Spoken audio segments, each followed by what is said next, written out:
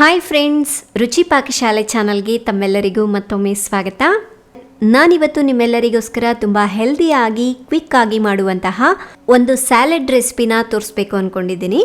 Especially ಈ ಚಳಿಗಾಲದಲ್ಲಿ ತುಂಬ ಜನರು ಸ್ಯಾಲೆಡ್ನ ಇಷ್ಟಪಟ್ಟು ತಿನ್ನೋದಿಲ್ಲ. ಆದರೆ ನೀವು ಒಂದು ಸಲ ಈ ಮೆಥಡ್ನಲ್ಲಿ ಟ್ರೈ ಮಾಡಿ ನೋಡಿ, ನಿಮಗೆ ತುಂಬಾ ಇಷ್ಟ ಆಗುತ್ತೆ.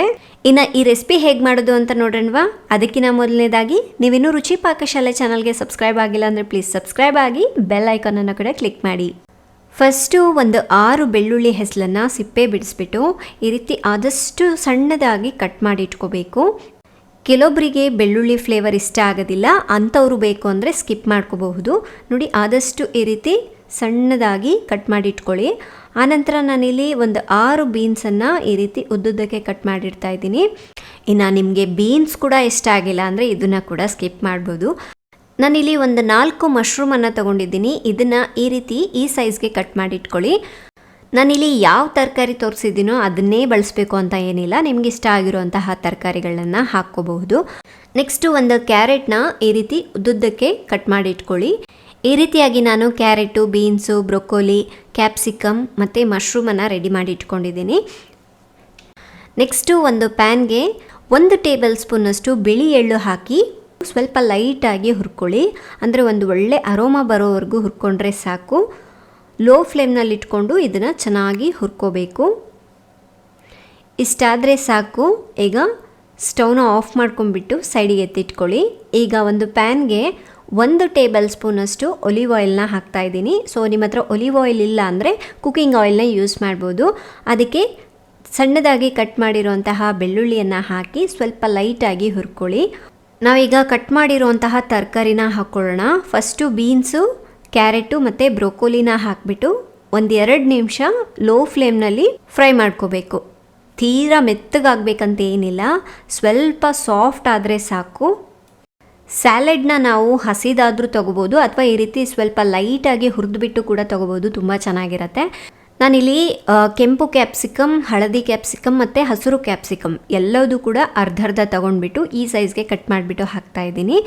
ಕ್ಯಾಪ್ಸಿಕಮ್ ಬೇಗನೆ ಸಾಫ್ಟ್ ಆಗುತ್ತೆ, ಅದಕ್ಕಾಗಿ ಜಸ್ಟ್ 1 ನಿಮಿಷ ಲೈಟಾಗಿ ಈ ರೀತಿ ಹುರ್ಕೊಂಡ್ರೆ ಸಾಕು.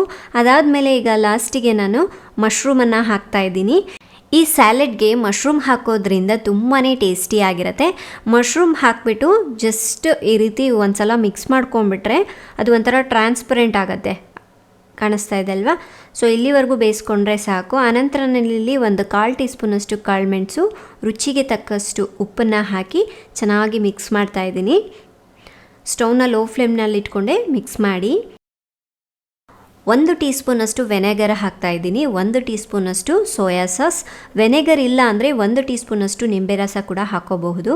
ಆನಂತರ ನಾನಿಲ್ಲಿ 1 ಟೀ ಸ್ಪೂನಷ್ಟು ಕಾರ್ನ್ಫ್ಲೋರ್ನ ಸ್ವಲ್ಪ ನೀರನ್ನ ಮಿಕ್ಸ್ ಮಾಡಿಬಿಟ್ಟು ಅದನ್ನು ಕೂಡ ಆ್ಯಡ್ ಮಾಡಿದ್ದೀನಿ. ಜಸ್ಟ್ ಒಂದು ಸಲ ಮಿಕ್ಸ್ ಮಾಡಿಕೊಂಡ್ರೆ ಸಾಕು, ಸ್ವಲ್ಪ ಹಸಿ ವಾಸನೆ ಎಲ್ಲ ಹೋಗಲಿ.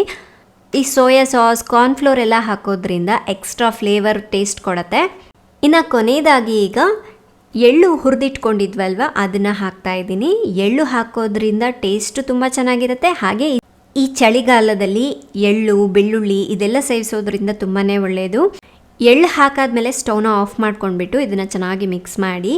ಇಷ್ಟೇ ಫ್ರೆಂಡ್ಸ್, ತುಂಬ ಸಿಂಪಲ್ಲಾಗಿ ಮಾಡ್ಬೋದು, ತುಂಬ ಈಸಿಯಾಗುತ್ತೆ. ಯಾರು ಬೇಕಾದರೂ ಟ್ರೈ ಮಾಡ್ಬೋದು. ನನಗಂತೂ ಸ್ಯಾಲೆಡ್ಗಳಂದರೆ ತುಂಬ ಇಷ್ಟ. ಈ ರೀತಿ ಡಿಫ್ರೆಂಟ್ ಆದದ್ದನ್ನು ಟ್ರೈ ಮಾಡ್ತಾ ಇರ್ತೀನಿ. ನೀವು ಕೂಡ ಒಂದು ಸಲ ಟ್ರೈ ಮಾಡಿ ನೋಡಿ, ಹೇಗಿತ್ತು ಅನ್ನೋದನ್ನು ದಯವಿಟ್ಟು ನನಗೆ ಕಾಮೆಂಟ್ ಮೂಲಕ ತಿಳಿಸಿ.